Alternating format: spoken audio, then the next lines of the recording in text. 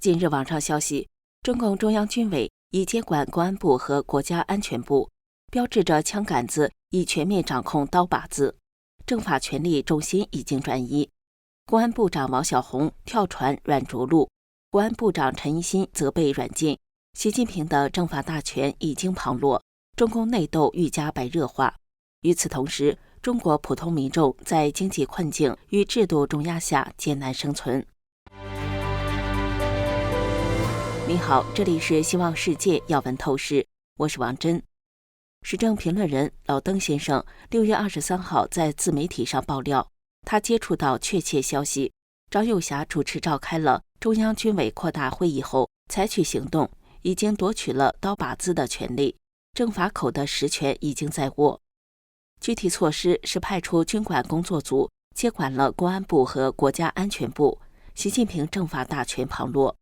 老登表示，据可靠消息，中央军委于上周末作出重大决定，派遣军管小组接管公安部和国家安全部，标志着枪杆子正式掌控刀把子。中央军委政治部副主任王成南中将率领军管小组进驻公安部，中央军委政治工作部主任助理杨友斌少将率领军管小组进驻国家安全部。目前两部的管理领导权已经由军管小组全面接管。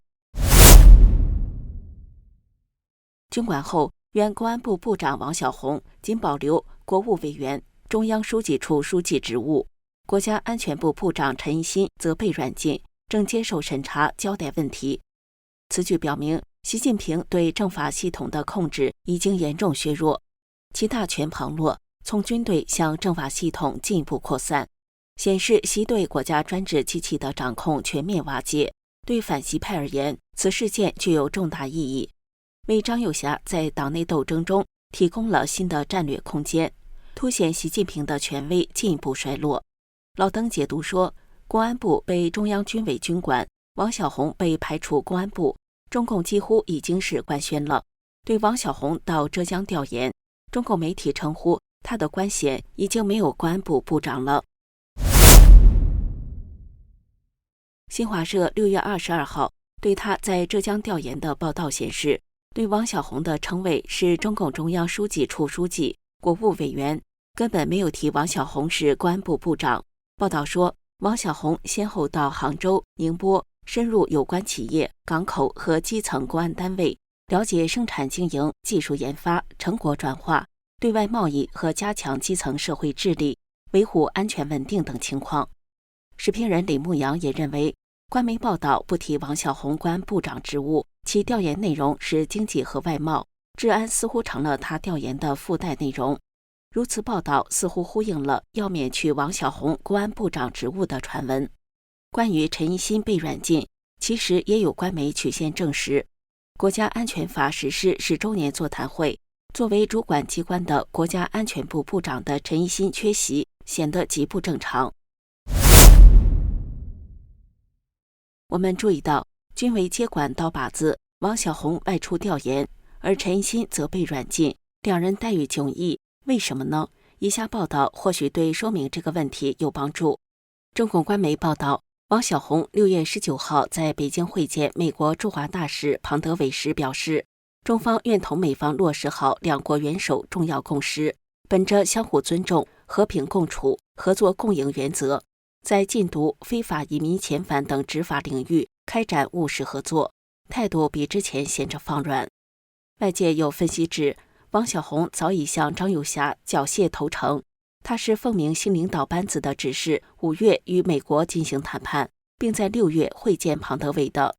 对比去年2月王小洪对美方的表态，他当时的说辞是尊重彼此核心利益和重大关切，为两国禁毒执法合作和人文交流扫除障碍。潜台词就是，如果美国不尊重中共的核心利益和重大关切，在禁毒执法合作方面就会有障碍，中共就不会采取行动制止芬太尼流向美国。时评人周晓辉表示，与去年相比，王小洪此次的表态说明中共放软了身段。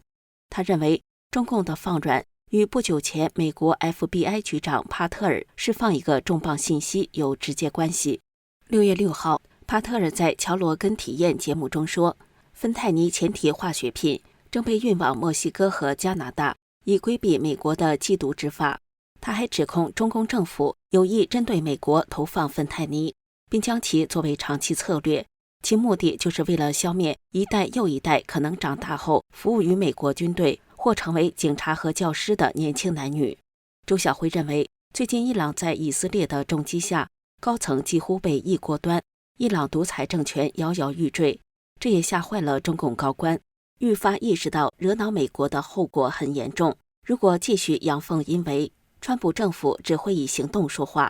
被中共耍了多年的美国应该明白该如何应对这个流氓政权。时评人李大宇也表示，一位国内的红二代向他披露，张又侠在控制习近平的第一时间，就同时控制了掌握中央警卫局的蔡奇和掌握公安部的王小洪。综合信息说明，王小洪早已向张又侠缴械投诚，所以此次王小洪会见美国驻华大使庞德韦什的讲话，也能看出王小洪已经跳船。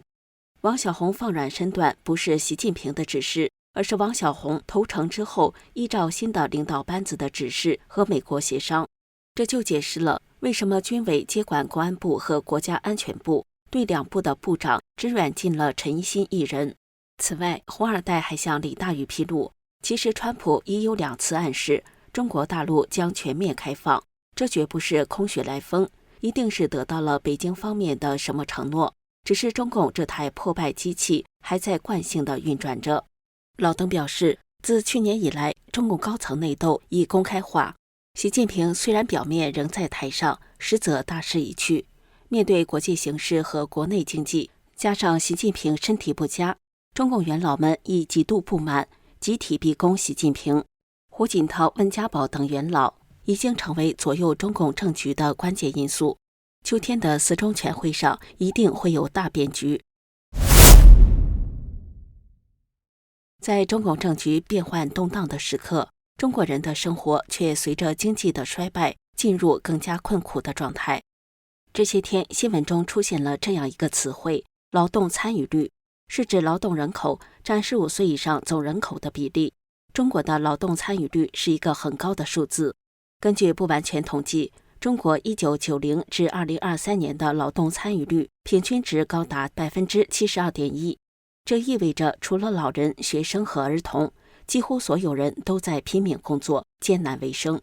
中国的劳动参与率、劳动强度、加班时长等指标长期遥遥领先于世界，而中国的劳动供养率仅仅是 1.1， 就是说每位劳动者只能养活自己，婚育和养老成了人们不敢奢望的重负。与此同时，越来越多的年轻人不结婚、不生育，不是躺平，而是被制度逼到墙角。他们的父母曾在苦力岗位上卖命，却没有医保、养老金，没有尊严，年老后还要反过来为孩子买房，帮着带孙辈，一家人筋疲力尽，仍在贫困线上挣扎。许多人不禁追问，中国并不穷，为什么会如此？问题出在财富分配上。数据显示，中国总资产达到了790万亿元，前100名富豪就掌握了其中的260万亿，占总资产的 33%， 而超过10多亿的普通民众只拥有不到 5% 的财富。今天遥遥领先的不是中国人民的幸福感，而是人民在痛苦压榨与沉默中崩溃的速度。这是早已病入膏肓的制度问题。您认为中共高层人士的更迭能带来制度的变化吗？这里是希望世界要闻透视，感谢您的陪伴与思考，请订阅、分享并打开小铃铛，一起在动荡中坚守真相，在黑暗中点燃希望。